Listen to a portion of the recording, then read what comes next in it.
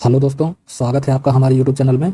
अब हम लोग देखते हैं यदि संख्या संख्या या राशियों का राशियों का अनुपात का अनुपात का योगफल योगफल दिया हो तो जब भी संख्या या राशियों के अनुपात का योगफल दिया रहेगा तो ऐसे प्रश्न को कैसे करना है, उसके लिए हम लोग एक क्वेश्चन देखते हैं। और क्वेश्चन है, तीन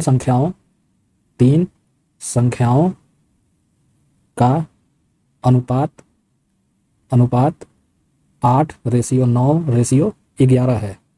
यदि उनका उनका योगफल योगफल 224 हो तो सबसे बड़ी संख्या ज्ञात कीजिए। तो इसका हम लोग सोल्यूशन देखते हैं।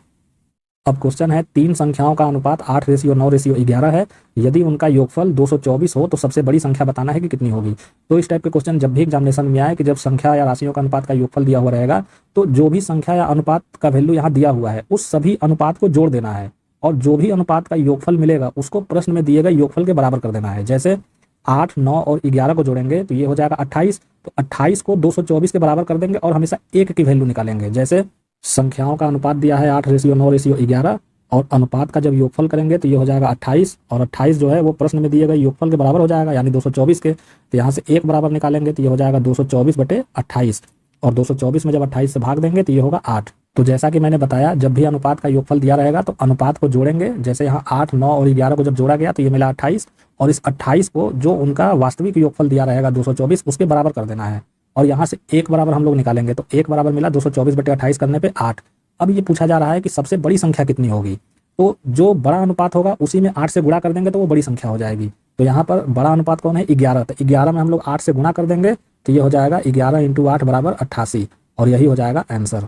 तो इस टाइप के क्वेश्चन जब भी एग्जामिनेशन में पूछे तो जो संख्याओं का अनुपात दिया रहेगा इसका सबसे पहले योगफल निकालेंगे। जैसे यहाँ 8, 9 और 11 का योगफल होगा 28 और इस अनुपात के योगफल को जो उनका वास्तविक योगफल है 224 इसके बराबर कर देंगे और यहाँ से एक बराबर निकालेंगे जो मिला 8। अब प्रश्न में पूछा जा रहा है कि सबसे बड़ी संख्या कितनी है, तो इस 8 का गुणा सबसे बड़े वाले अनुपात में कर देना है तो सबसे बड़ा संख्या ज्ञात हो जाएगा।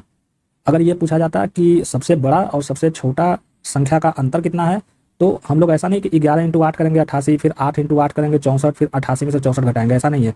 आप सीधे अनुपात का अंतर कर दीजिए। तो 11 और 8 का अंतर कितना होगा? 3। तो 3 में हम लोग 8 से गुणा कर देंगे तो सबसे बड़ा और सबसे छोटा संख्या का अंतर भी निकल जाएगा। तो प्रश्न के अकॉर्डिंग जो भी यहाँ पूछा जाएगा तो उस तरीके से यहाँ पर आंसर निकाल लेना है। यहाँ पे सबसे बड़ी संख्या पूछी जा रही है तो 11 में डायरेक्ट × 8 कर देंगे तो सबसे बड़ी संख्या ज्ञात हो जाएगी। अब एक क्वेश्चन हम लोग और देखते हैं और क्वेश्चन है, 4500 रुपये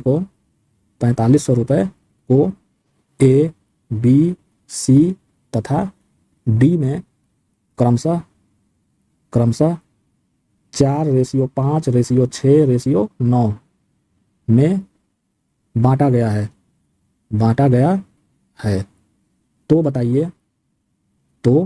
तो बताइए C का हिस्सा कितना होगा। तो इसका हम लोग सोल्यूशन देखते हैं। अब क्वेश्चन है, 4500 रुपये को A, B, C, D में क्रमशः 4:5:6:9 में बांटा जाता है। तो बताना है कि C का हिस्सा कितना होगा। तो सबसे पहले इन तीनों का रेशियो हम लोग नोट करेंगे। तो A, B, C और D को जिस अनुपात में बांटा गया उसे सबसे पहले नोट करेंगे। तो 4:5:6:9 में बांटा गया और जिस अनुपात में बांटा गया इस अनुपात का योगफल करेंगे और जो योगफल मिलेगा उसको सीधे 4500 के बराबर करेंगे और वहाँ से एक का वैल्यू निकालेंगे। तो अनुपात का योगफल हम लोग करेंगे तो 9, 6, 15, 15, 5, 20, 20, 4, 24।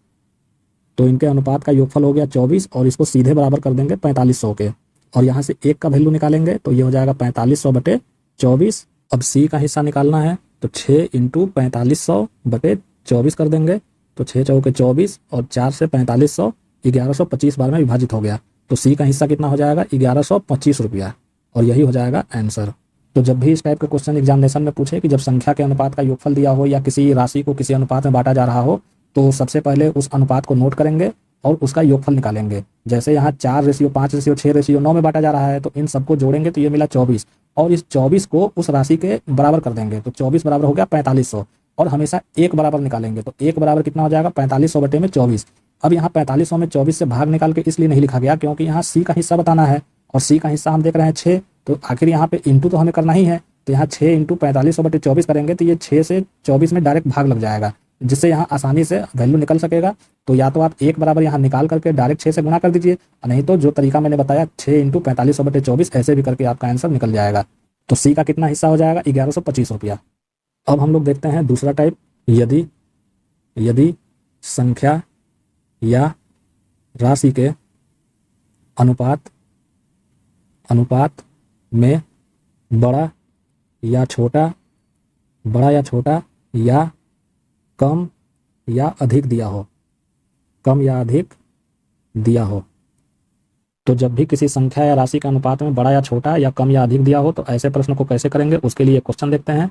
और क्वेश्चन है दो संख्याओं का अनुपात 8:11 है। यदि पहली संख्या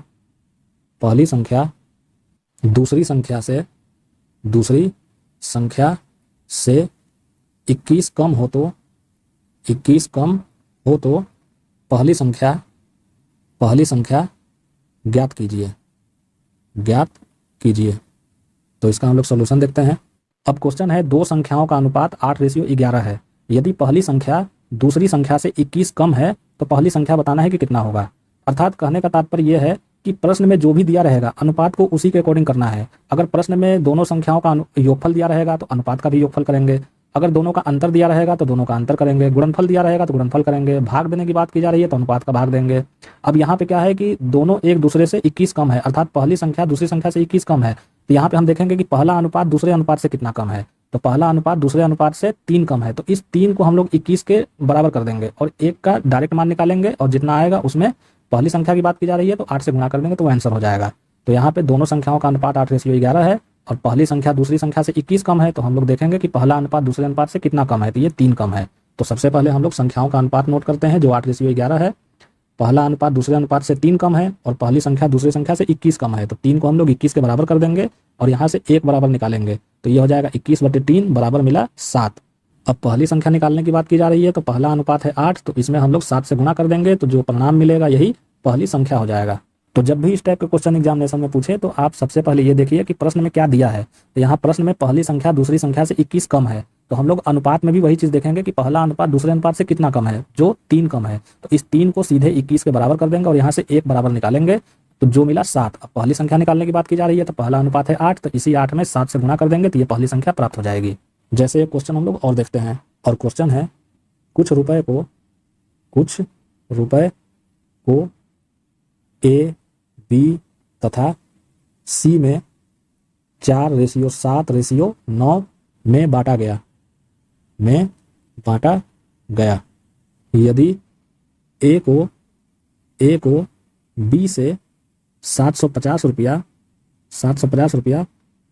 को बी से 750 रुपया कम मिला हो तो बताइए कुल राशि कितनी है। तो इसका हम लोग सॉल्यूशन देखते हैं। अब क्वेश्चन है कुछ रुपए को ए, बी तथा सी में 4:7:9 में बांटा गया। यदि ए को बी से 750 रुपया कम मिला हो तो बताना है कि कुल राशि कितनी है। अब यहाँ पे ए को बी से 750 रुपया कम मिल रहा है तो हम लोग ये चेक करेंगे कि ए का अनुपात बी के अनुपात से कितना कम है। तो ए का अनुपात है 4 और बी का अनुपात है 7 और ए का अनुपात बी के अनुपात से 3 कम है, तो इस 3 को हम लोग सीधे जो ए को बी से 750 रुपया कम मिल रहा है इसके बराबर कर देंगे, अर्थात 3 बराबर 750 हो जाएगा और वहां से 1 की वैल्यू निकालेंगे। और प्रश्न में पूछा जा रहा है कि कुल राशि कितनी है, तो सभी अनुपात को जोड़ेंगे तो ये कुल को इंडिकेट करेगा, तो सबको जोड़ करके 1 का जो वैल्यू मिलेगा उसमें इंटू कर देंगे तो कुल राशि ज्ञात हो जाएगी। जैसे ए बी सी का जो अनुपात है वह 4:7:9 में कुल राशि को बांटी जा रही है और प्रश्न में दिया है कि ए को बी से 750 रुपया कम मिल रहा है, तो ए का अनुपात बी का अनुपात से 3 कम है, तो 3 को हम लोग 750 के बराबर कर देंगे। तो यहाँ से 1 बराबर निकालेंगे तो ये हो जाएगा 750/3, तो ये हो जाएगा 250। अब पूछा जा रहा है कि कुल राशि कितनी है, तो कुल राशि के लिए हम लोग अनुपात को जोड़ देंगे तो 4 + 7 + 9 करेंगे तो ये हो जाएगा 20 और इंटू कर देंगे जो 1 बराबर मिला है अर्थात 250, तो ये हो जाएगा 5000 रुपया और यही हो जाएगा कुल राशि। तो इस टाइप के क्वेश्चन जब भी एग्जामिनेशन में पूछे तो सबसे पहले ये चेक करेंगे कि प्रश्न में क्या दिया है और क्या पूछा जा रहा है। तो प्रश्न में दिया है कि ए को बी से 750 रुपया कम मिल रहा है, तो हम लोग चेक करेंगे कि ए का अनुपात बी का अनुपात से कितना कम है। तो ए का अनुपात बी के अनुपात से 3 कम है, और ये जो 3 है ये 750 के बराबर हो जाएगा, और यहाँ से 1 बराबर निकालेंगे। अब प्रश्न में कुल राशि पूछी जा रही है कि कितनी है, तो सभी अनुपात को यहाँ जोड़ देंगे। तो 4, 7 और 9 को जोड़ेंगे तो ये 20 मिला। अब 20 इंटू 250 कर देंगे तो ये कुल राशि ज्ञात हो गई। अगर ये पूछा जाता है कि सी का हिस्सा कितना है तो 9 इंटू 250 कर देते हैं। अगर बी का हिस्सा पूछा जाता है तो 7 इंटू 250। अगर ए का हिस्सा पूछा जाता है 4 इंटू 250। तो कुल राशि निकालने के लिए या तो सभी के हिस्सों को अलग अलग निकाल करके जोड़ दीजिए तो भी 5000 ज्ञात हो जाएगा, और नहीं तो सभी के अनुपात को जोड़ करके सीधे इंटू 250 कर देंगे तो भी कुल राशि ज्ञात हो जाएगी। तो दोस्तों आज हम लोगों ने देखा कि जब किसी संख्या या राशि का अनुपात में बड़ा या छोटा या कम या अधिक दिया हो तो ऐसे टाइप के प्रश्न को कैसे किया जाता है, और जब किसी संख्या या राशि का योगफल का अनुपात दिया हुआ हो तो ऐसे प्रश्न को किस तरह किया जाता है। तो दोस्तों आज के टॉपिक में बस इतना ही। ऐसे ही मज़ेदार ट्रिक सीखने के लिए और किसी भी एग्जाम को क्रैक करने के लिए आप हमारे चैनल को लाइक करें, सब्सक्राइब करें और अपने दोस्तों के साथ शेयर करें। धन्यवाद।